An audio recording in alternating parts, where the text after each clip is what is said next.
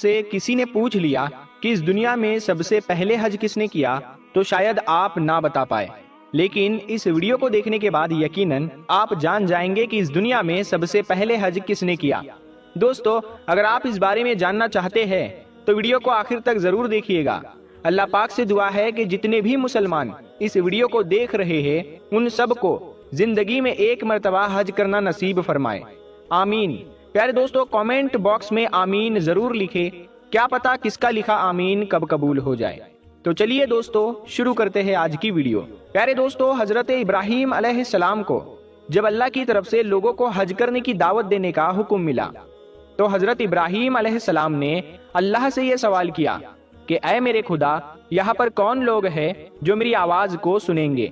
اللہ تعالیٰ نے فرمایا کہ اے ابراہیم، آواز دینا تمہارا کام ہے اور لوگوں تک اس آواز کو پہنچانا میرا کام ہے۔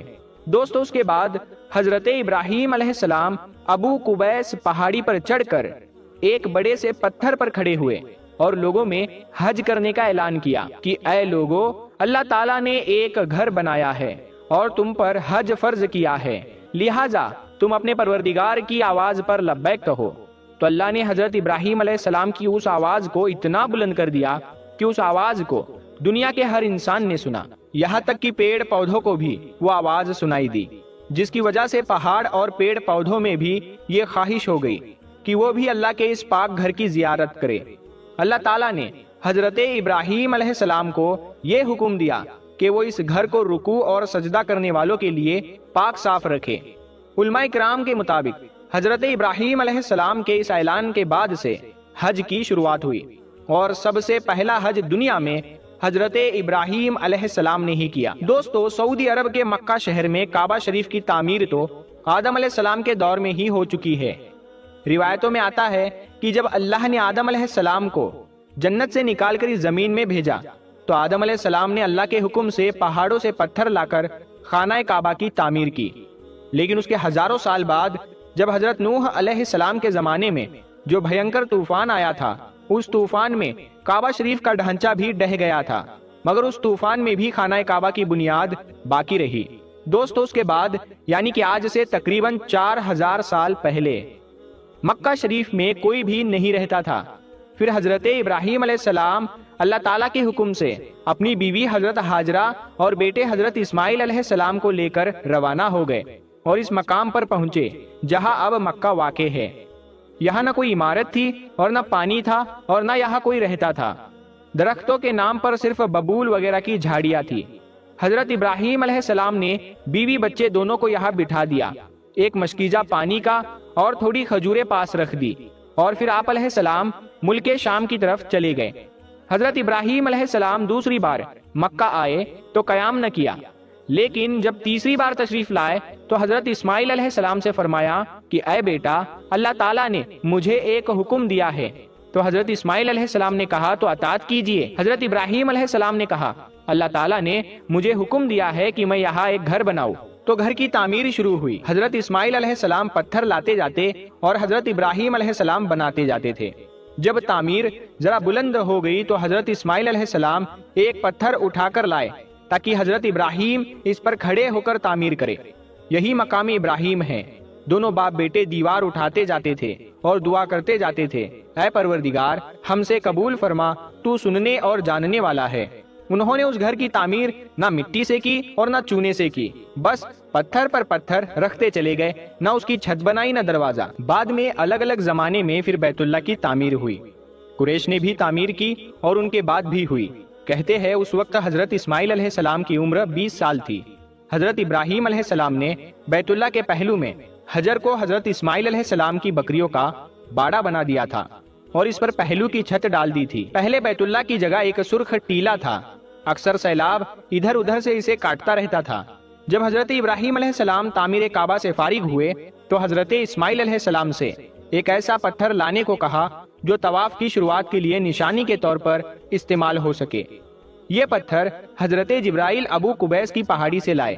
حضرت ابراہیم علیہ السلام نے اسے اس مقام پر رکھ دیا جہاں وہ اب قائم ہے۔ روایت ہے کہ یہ بہت روشن تھا۔ حضرت جبرائیل علیہ السلام نے انہیں تمام مقامات دکھائے اور طہیر الکروی، جن کی اس کتاب کو عبدالصمد سارن نے اردو میں منتقل کیا ہے، وہ لکھتے ہیں کہ حضرت عباس کی روایت کے مطابق رسول اللہ صلی اللہ تعالی علیہ وسلم نے فرمایا، اللہ کے اس گھر پر ہر دن رات میں اللہ کی 120 رحمتیں نازل ہوتی ہے، 60 طواف کرنے والوں کے لیے، 40 نمازیوں کے لیے اور 20 اللہ کے گھر کو دیکھنے والوں کے لیے۔ حضرت حسان بن عطیہ فرماتے ہیں کہ ہم نے رسول اللہ صلی اللہ تعالی علیہ وسلم کی اس قول پر غور کیا، معلوم ہوا کہ یہ سب رحمتیں در حقیقت طواف کرنے والوں کے لیے ہے کہ وہ طواف کرتا ہے، نماز بھی پڑھتا ہے اور کعبہ کی طرف دیکھتا بھی ہے۔ کسی نے کیا ہی اچھا کہا ہے، خانہ کعبہ میں طرح طرح کی فضیلتیں ہیں، گھر والا ہی انہیں جانتا ہے، جو کوئی یہاں اپنی خطاؤں سے ڈر کر آیا اللہ اس کی حفاظت کرتا ہے۔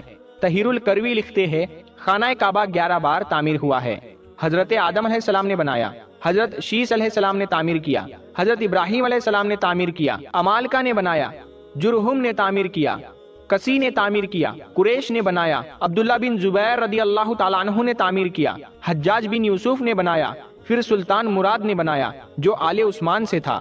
قریش کی جانب سے تعمیر نو رسول اللہ صلی اللہ تعالیٰ علیہ وسلم کے زمانہ میں ہوئی تھی تاکہ لوگ اس کے باہر طواف کرے۔ کعبہ کے اندر انہوں نے 2 صفوں میں 6 ستون رکھے تھے جس پر چھت تھی، اس سے پہلے کعبہ پر چھت نہیں تھی، دروازہ ایک رکھا تھا، چھت کی بلندی 18 ہاتھ تھی۔ حضرت عبداللہ بن زبیر رضی اللہ تعالیٰ عنہ کی تعمیر بیت اللہ کے بارے میں طاہر الکروی بتاتے ہیں انہوں نے 3 دن تک سوچنے کے بعد کعبہ کو بالکل زمین کے برابر کر دیا اور حضرت ابراہیم علیہ السلام کی بنیاد کو بھی کھدوایا تو دیکھا کہ وہ 6 ہاتھ اور ایک بالشت حجر اسماعیل میں داخل ہے، لہٰذا آپ نے انہی بنیادوں پر تعمیر کی۔ ایسا انہوں نے حضرت عائشہ رضی اللہ تعالی عنہا کی ایک حدیث کی بنا پر کیا۔ حضرت زبیر رضی اللہ تعالی عنہ نے کعبہ کی بلندی 27 ہاتھ رکھی تاکہ عرش کے مناسب ہو جائے، ایک دروازہ داخلے کے لیے اور ایک باہر جانے کے لیے بنایا، دونوں دروازے سطح زمین کے برابر تھے، ہر دروازے کی لمبائی 11 تھی اور 2 پٹ تھے۔ آپ نے کعبہ کے 4 ستون بنائے، آپ کے زمانے میں یہ چاروں ستون چومے جاتے تھے۔ آپ نے رکن شامی کی جانب ایک جنا اوپر جانے کے لیے بنایا تھا، چھت پر پرنالہ رکھا تھا جو حجر میں گرتا تھا۔ جس دن کعبہ کی تعمیر مکمل ہوئی وہ دن عجیب تھا، اس دن بہت سے غلام آزاد کیے گئے اور بہت سی بکریاں ذبح کی گئی۔ حضرت زبیر ننگے پاؤں نکلے، آپ کے ساتھ بہت سے قریش بھی برہنہ پاؤں تھے، حتیٰ کہ کنم کے مکان پر مسجد عائشہ پہنچے اور عمرہ کا احرام باندھا کہ اللہ نے انہیں ابراہیمی تعمیر پر تعمیر کعبہ کی توفیق عطا کی۔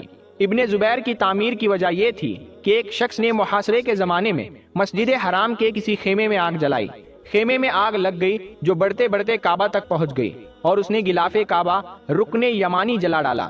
یہ واقعہ 64 ہجری کا ہے۔ 10 سال بعد 74 ہجری میں حجاج بن یوسف نے اس بنا پر تعمیر کی کہ ابن زبیر نے کعبہ میں اضافہ کیا تھا اور ایک دروازہ مزید بنا دیا تھا، اسے گرا کر قریش کی تعمیر کے مطابق کر دیا۔ طاہر الکروی لکھتے ہیں کہ خانہ کعبہ کی ہر ایک چیز عبداللہ بن زبیر کی بنائی ہوئی ہے، سوائے اس دیوار کے جو حجر میں ہے، وہ حجاج بن یوسف کی بنائی ہوئی ہے۔ اسی طرح مشرق کے دروازے کی چوکھٹ اور وہ اندرونی سیڑھی جو کعبہ کی چھت تک جاتی ہے، عثمان سلطان مراد رابع کے زمانے میں 19 شعبان 1039 ہجری کو صبح 8 بجے مکہ اور اس کے اطراف میں شدید بارش ہوئی۔ بارش سے سیلاب حرم شریف میں داخل ہو گیا اور کعبہ شریف کے دروازے کی چوکھٹ سے بھی بلند ہو گیا۔ دوسرے دن جمعرات کو عصر کے وقت کعبہ کی شامی دیوار دونوں طرف سے گر گئی اور اس کے بعد مشرق کی دیوار کا کچھ حصہ بھی، مغربی دیوار بھی دونوں طرف سے چھٹے حصے کے بقدر گر گئی، چھت کا کچھ حصہ بھی گر گیا۔ چنانچہ سلطان مراد نے دوبارہ کعبہ کی تعمیر کا حکم دیا، 1 سال میں یہ تعمیر مکمل ہوئی، اس طرح جس طرح حجاج بن یوسف نے بنوائی تھی۔ سلطان مراد کی تعمیر ہمارے اس دور تک باقی ہے۔ دعا ہے اے رب کریم مولا